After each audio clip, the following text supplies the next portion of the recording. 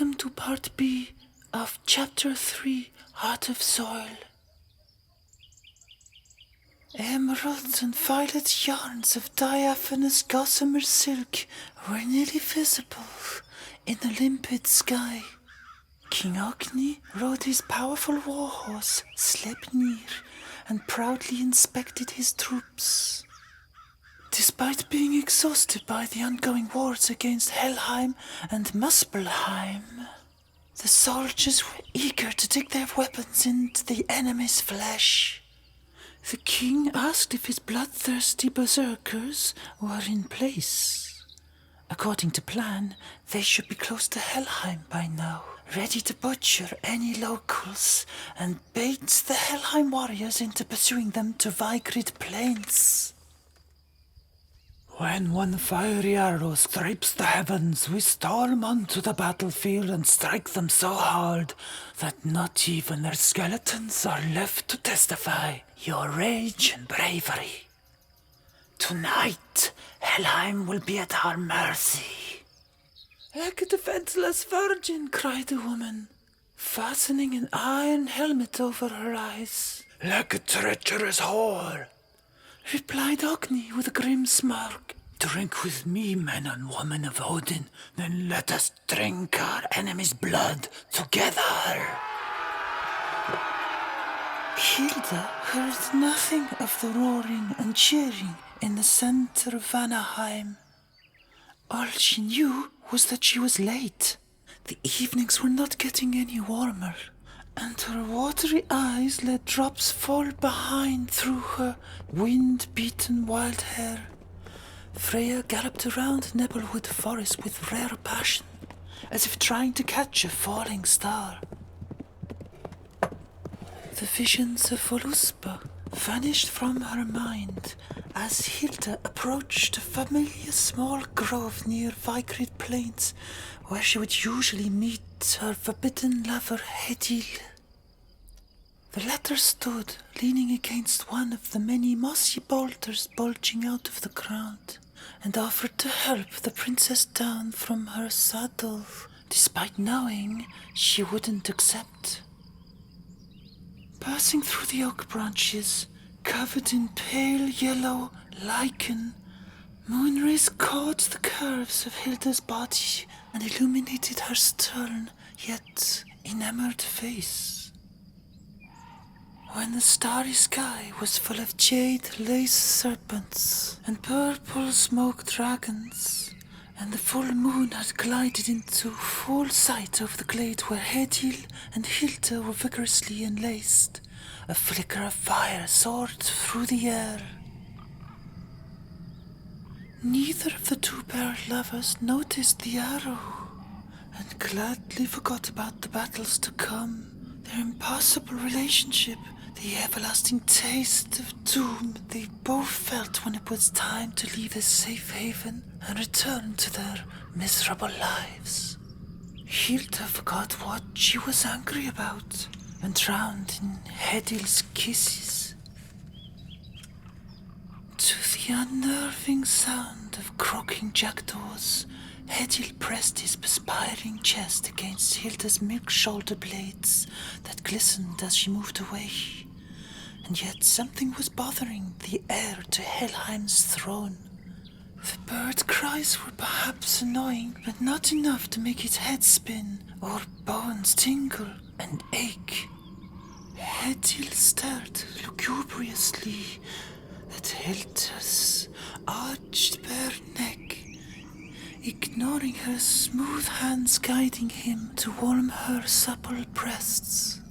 He fought off a sudden urge to bite a chunk out of his lover's spine. Shaking his head furiously, Hedil dug his nails into the back of his own thighs instead of tasting her tantalizing flesh. In a flash of mixed rage and euphoria, Hedil removed himself from between Hilda's thighs and lay on his back on a carpet of light blue moss. Hilda rolled over and sighed faintly, letting out a sensual cloud of ghostly breath.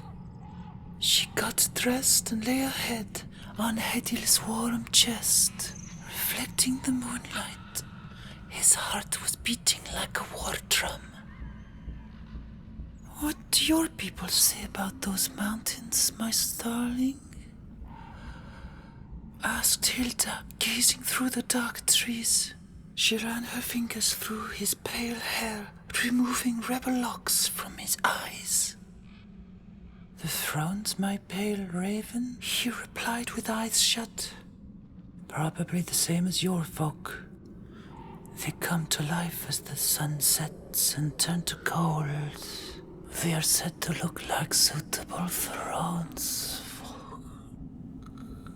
The gods, said Hilda, finishing his sentence, looking up to see why he had stopped speaking. Starling? Starling, you're right, Starling! Hedil was mesmerized by the moon. He drooled from the mouth, and his pupils dilated, then shrunk to narrow ovals.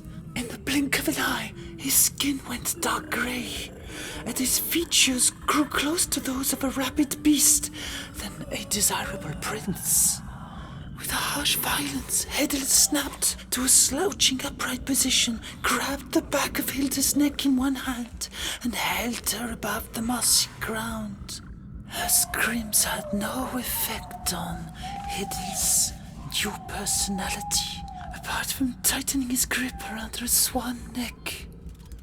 Long black claws cracked out of his fingertips, shedding blood over white mushrooms at his hairy feet. When Hilda looked down in horror at what Hedil had suddenly become, the beast roared to the moon and sliced through Hilda's abdomen, tearing out gizzards and painting the peaceful glade in showers of blood. Teeth of snow reveal someone I know. The last thing Hilda saw as she slumped to the ground was a dying fetus hanging from Hedil's claws. A child! The baby swayed about its mother, catching moonbeams on its bloody wet skin and tiny antlers. Hedil sat back down with Hilda in his arms.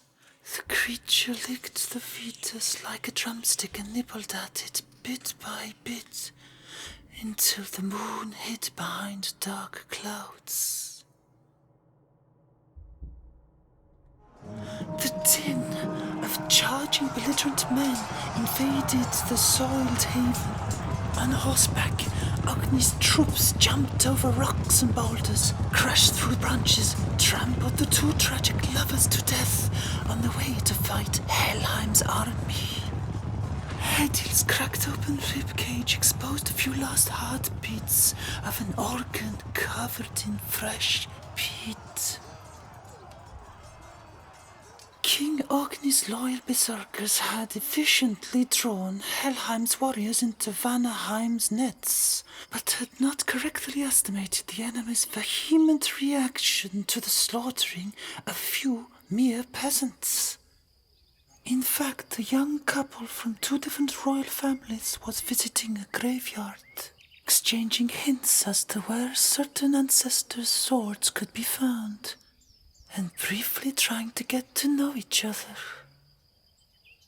The berserkers had spotted the easy targets, put them to death, and thrown their heads over Helheim's walls, moments before a celebration of great diplomatic importance. Indeed, Muspelheim and Helheim were ready to bury the hatchet and unite their realms thanks to a royal wedding.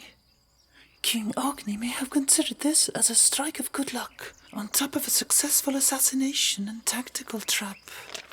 He would have described this as nipping the Muspelheim-Helheim alliance in the bud. Unfortunately, the utter disbelief and ire of both realms only inflamed their hatred towards Vanaheim. In immediate retaliation to the deaths of Astrid and Harald and their foiled wedding, the two realms unleashed their partially drunk armies on the berserkers with unprecedented fury. The following battle on the plains of Vigrid was of terrific violence. The trampled dead family, Hilda, Hedil, and the murdered offspring bore witness to the frenzied fighting that left barely anyone alive on the battlefields. All 3 kings were slain like hounds. Horses with chopped off legs agonized in the bloody fields. Men and women died rolling in their own entrails, some with fingers still stuck in the enemy's eye sockets, others biting off breasts or chewing through throats while frantic dogs lapped up the blood pouring from ears and mouths, giving the morning dew a hint of pink. An orchestrated sea of mist flooded the battlefield just as the morning sun began to bleed sharp light over the eastern horizon. Gossamer tree-like fingers and vaporous fangs drowned the dead in a pungent gas. Almost instantaneously, severed limbs found their lost torsos. Bludgeoned skulls returned to their original shapes. Skin regenerated on the mutilated corpses of carbonized Vikings. Shredded nerves and mangled veins were restored. Scattered organs floated out of orifices and into the mist back to their previous butchered owners. All the while, an unclothed man of great stature hid behind an oak tree. He watched Hilda's semi-digested child ooze out of Hedil's lips, regenerate and sink into her clawed pale belly that glued itself back to its firm, youthful state. During the night, Hedil had slowly mutated back to his normal human form. His smashed bones and crushed facial features shifted to his previous handsome appearance as the acrid mist crept away towards Nebelwood Forest. The tall observer had also left, while Freya, Hilda's horse, gingerly approached the undead couple and licked Hilda's forehead. Later that morning, all resuscitated soldiers from all 3 realms staggered back to their homes in a haze of oblivion. None could remember the previous day's events, and none could explain what they had been doing or where they had gone. The mist of Nebelwood had spread out too far this time, blurring with poisonous gas the memories of villagers who did not participate in the battles and stayed behind to defend their towns. Wedding plans were resumed. Headless grooms and brides did not need to be buried. Some of the miraculously healed remained confused and tormented by the haunting night they could not remember. Every cell in their undead bodies cried out in agony, and yet their minds recalled nothing to be traumatized about. When Hilda woke up with a splitting headache, a thick fog clouded Hilda's thoughts, which gave her a frustrating inkling of what must have occurred. Hedi was found sleeping naked in Helheim's graveyard, still dreaming of his beloved pale raven. How wonderfully smooth her moon-white skin was. How delectable their tender flesh tasted. See you next time for Chapter 4 of the Hilda Chronicles.